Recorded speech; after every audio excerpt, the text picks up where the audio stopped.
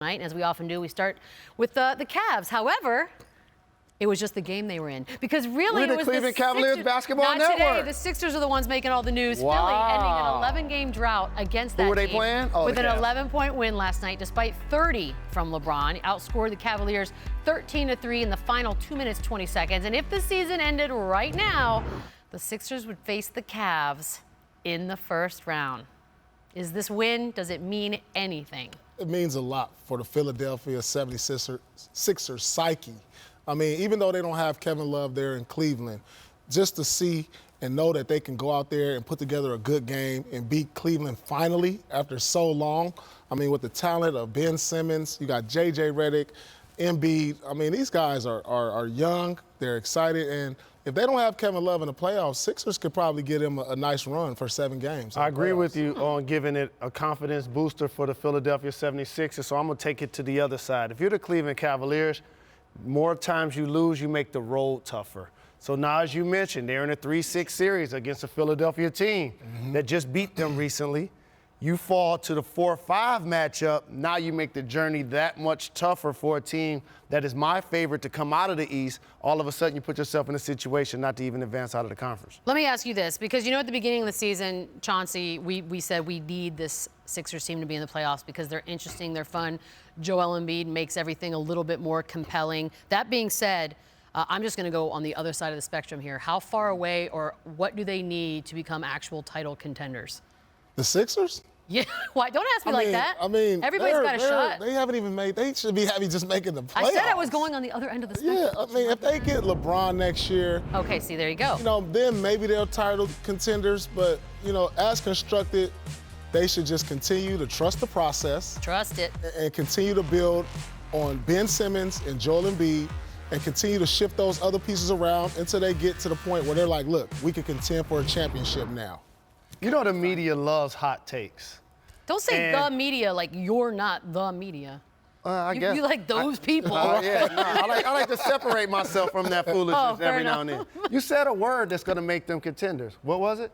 LeBron. They gotta get LeBron. Okay. And I don't see that That's happening. it, huh? Correct. That is what completes the process. They still have to build out their roster. What's going to happen with Markelle Fultz? They only took him #1 in the draft. We don't know yet. Absolutely. Are they going to be able to retain J.J. Redick, who's on a 1-year deal? Yeah, those pieces are always going to constantly shift around.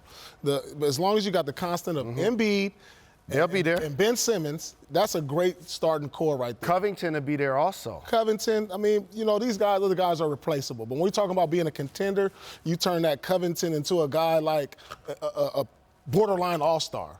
You know what I'm saying? Because these two guys are all-stars. What is there? Oh, there you go. So there are the potential free agents. Is there anything in between Zero and LeBron James that would do anything for you guys? Or is it just LeBron James or nothing? LeBron James are nothing for me because a lot of those guys to me are just not in play to be members of the Philadelphia 76ers. Right.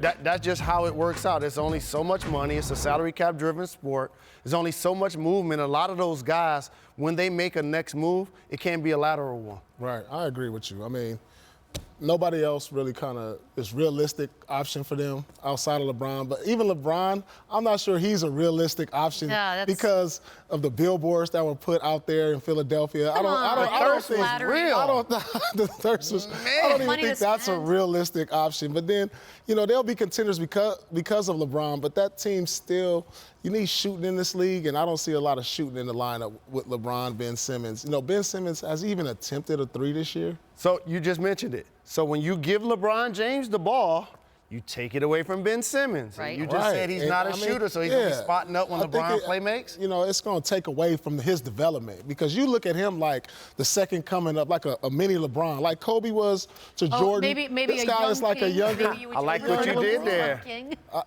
LeBron. Well, that's LeBron. You know, LeBron James. I don't call anybody king, first of all. I don't call We did fight a war king. to get away from that. All right, but anyway, LeBron James.